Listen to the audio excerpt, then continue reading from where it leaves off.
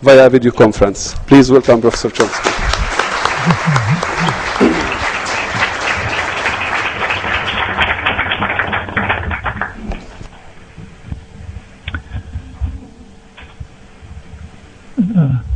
Thank you very much. Oh, one more.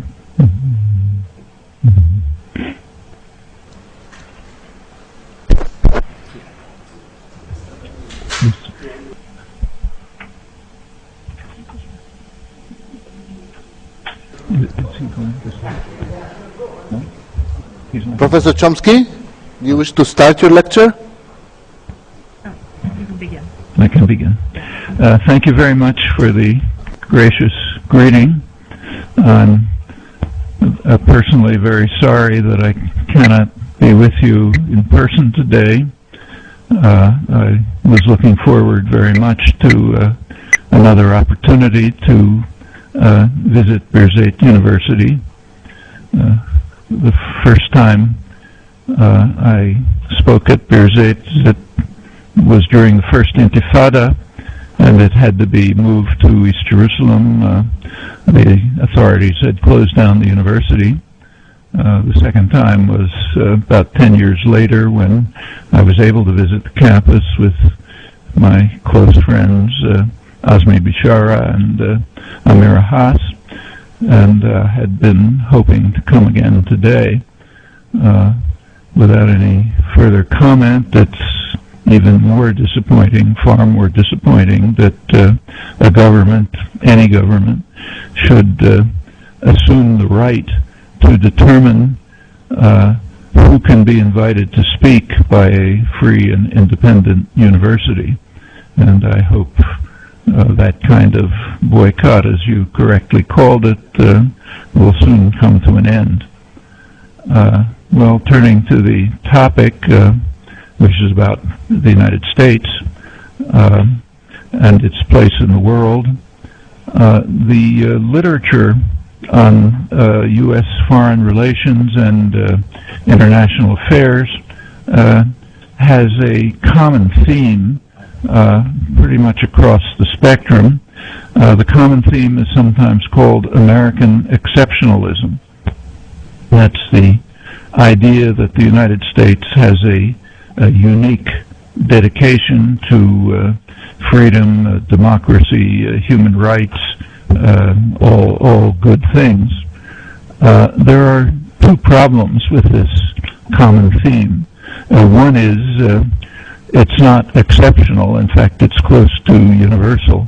It's hard to find in the records of any great power an absence of the claim that there's a sort of a unique benevolence and magnificence to their role.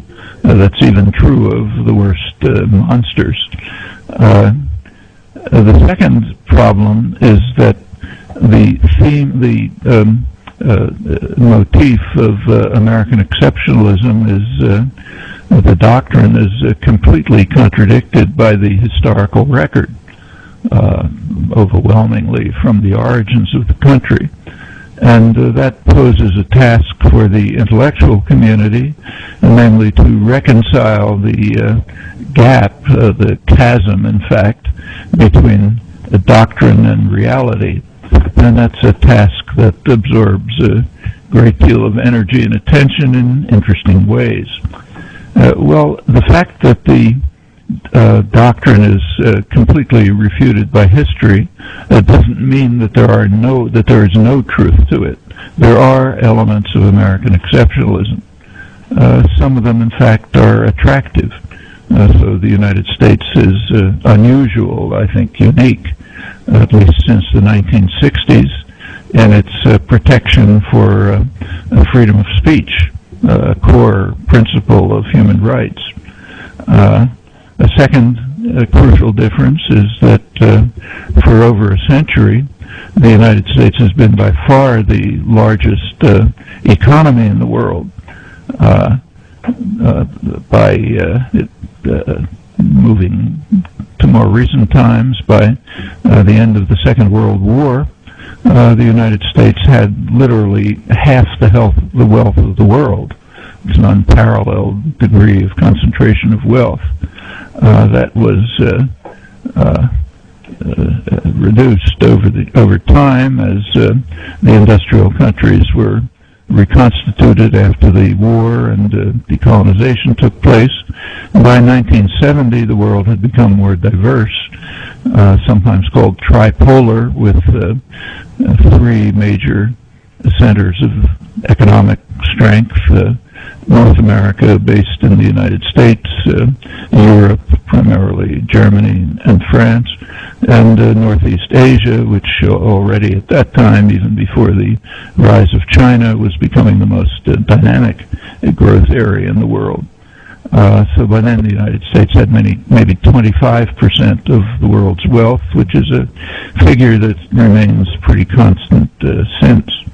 Another crucial difference between the United States and other great powers in the past is that the United States is a settler colonial society.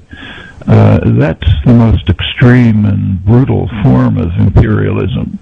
And that aspect of U.S. history, I think, is not given enough attention. It's particularly relevant in the present case. I presume it's one of the reasons for the almost reflexive sympathy of Americans for Israel, which is in a sense seen as reliving the history of the United States as a settler colonial society. Now, there are many ironies in this.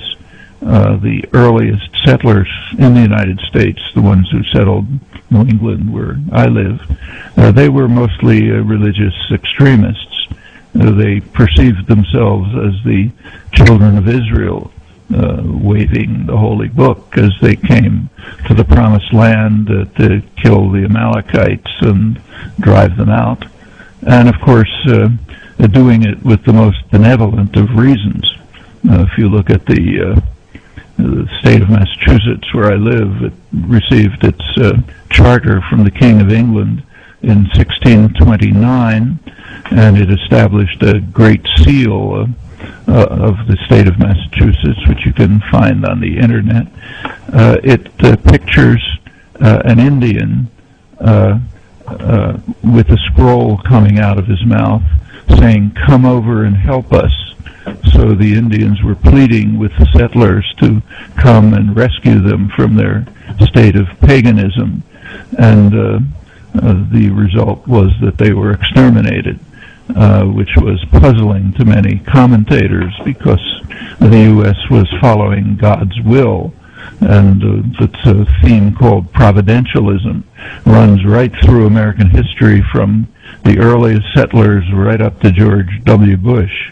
And we're pursuing God's will in whatever we do, and if it turns out that some people seem to be harmed by it, well, that's the mystery of God's will, not for us mere humans.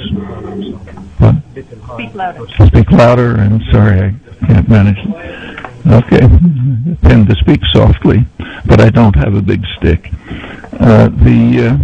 Another unusual, maybe unique feature of the United States is that it's perhaps the only society that was founded as an empire. So George Washington, the father of the country, described the United States as an infant empire.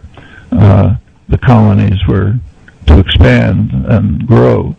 And his colleagues agreed. The most libertarian of the founding fathers, Thomas Jefferson, had a very expansive conception.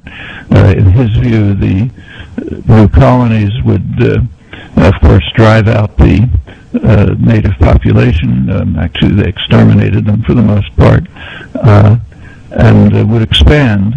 It would end up being a country, as he put it, without blot or mixture, neither red nor black.